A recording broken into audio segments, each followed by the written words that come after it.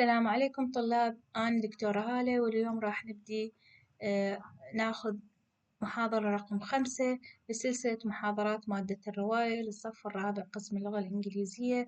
محاضرتنا هي تكملة لمقدمة الجاز Age. So during the 1920s, many African Americans migrated from the south to urban areas in the north to escape poverty and the challenges of tenant farming or agriculture. Because of regional laws and traditions, they were limited to predominantly Black communities where they contributed to the workforce in cities such as Chicago, Detroit, Cleveland, and New York City. So, this movement, known as the Great Migration, was driven by the search for better economic opportunities and an escape from the harsh realities of life in the segregated South. We need to understand that many African Americans were trapped in a cycle of poverty and other exploitive agriculture practices in the South. These systems often left Black farmers in debt and with little hope of improving their circumstances. That's why African American sought to travel or migrate to the northern cities. Also, they face racial violence and the racial segregation, and they were denied basic civil rights, which was so harsh for them, and that's why they migrated in search of a better life. They settled in northern cities like these ones because they had a kind of economic contribution, and they kind of made communities based on Black people supporting each other. So, African American culture, despite all the hardships and types of persecution Black Americans endured during the 1920s, African American culture thrived. In addition to being the victim of racial violence, particularly by the KKK, they were notably subjected to a number of discriminatory practices intended to prevent them from voting. So we need to understand what is this KKK, and this KKK is the Ku Klux Klan, sometimes known as the Klan, or the KKK, is the name of a number of hate groups, far right terrorist organizations, and historical and contemporary American white supremacist groups. So it is based on white people who tend to harm and sometimes kill the African American people, thinking that the African American should always obey and be slaves for the white people. Um, but nevertheless, the black people or the Black African American people thrived and they flourished because they find communities supporting each other, and that's why they migrated to the north and they helped each other. So the American society experienced a significant shift with the introduction of various inventions and lifestyle choices that have since become commonplace in US culture. This time period marked the rise of pre-made clothing in standardized sizes, the commercialization of radio, the development of automobiles, electric appliances, and telephones, as well as the widespread availability of music through home phonograph records. Clothes were available at a range of fixed, no haggle rates in department stores ranging from big cities, palaces to small town emporiums.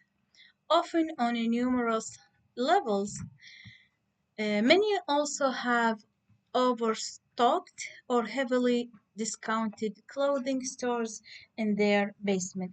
So this thriving of everything of economy at that time made it a legacy that is, or we can see it up until this day. So because of the economic prosperity, consuming clothes were were not present before that time. So the widespread availability of consumer credit and the introduction of installment payment plans played a crucial role in the growth of ready-to-wear clothing sales. For the first time, Americans could purchase goods, including clothing, on credit and pay for them over time. This made fashion more accessible to the masses, the public people, allowing people to buy clothes that they might not have been able to afford before that time. The area of accruing debt and the normalization of buying on credit encouraged more people to spend on non essential items like fashion. So there was a mass production and distribution that was unprecedented, which enabled the masses production of clothing, which significantly lowered the cost of garments. We also see there is a kind of changing in social norms, and there is an influence of fashion icons and Hollywood. So the Hollywood stars, this sparkling uh, influence of movies all contributed to the change of the fashion because of the ready-to-wear fashion, because people tend to uh, go with whatever their celebrities would do at that time. That's why there was a huge change of the society at that time. So pre-made clothing is ready-to-wear clothes sales which had reached previously unheard of heights by the 1920s, driven by growing salaries, easy access to credit, and the growing social acceptance of spending money and accruing debt on non-essential consumer products. And here we can see that it's T.W. Mars department store, Taylor, Texas, about 1925, which was one of the first factories for pre-made or ready-to-wear clothes at that time. We also need to know that during the Jazz Age, major societal changes caused a split between people who followed traditional rural lifestyles and those who embraced the more cosmopolitan urban culture. These changes also created a divide between the young and the older generations.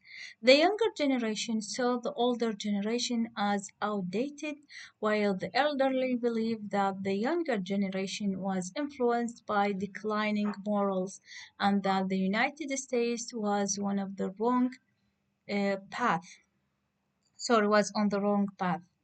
In other words, the Jazz Age brought about significant social changes that affected people of all ages and backgrounds. This division between the socially conservative and the progressive cities and between older and younger individuals is crucial.